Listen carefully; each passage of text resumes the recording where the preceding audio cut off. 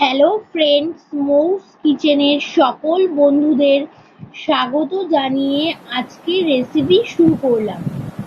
আজকে আমি তৈরি করে দেখাবো কুমড়ো পাতা বাটার রেসিপিটি করার জন্য আমি খুবই সামান্য উপকরণ নিয়েছি।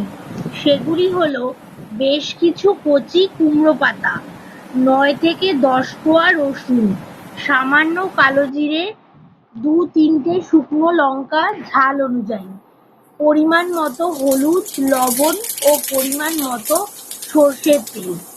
এবার আসছি পদ্ধতিতে। প্রথমে কুমড়ো পাতাগুলি ভালো করে পরিষ্কার করে ধুয়ে নিয়ে ঝিরিঝিরি করে কুচিয়ে রেখে দেবে ও রসুনগুলি ছাড়িয়ে নেবে। এবার কড়াই বসিয়ে কড়াইতে পরিমাণ মতো সর্ষের তেল দিয়ে দেব।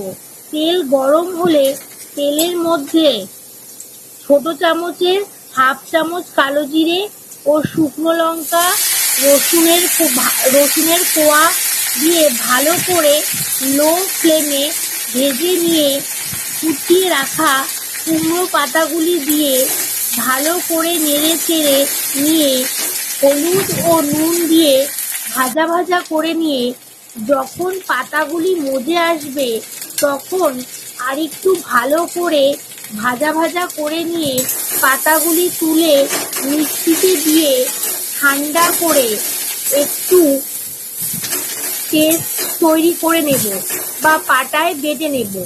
এরপর গরম ভাতের সাথে লেবু ও কাঁচা লঙ্কা দিয়ে পরিবেশন করলে জমে যাবে, যা মাছ মাংসের স্বাদকেও হার মানাবে।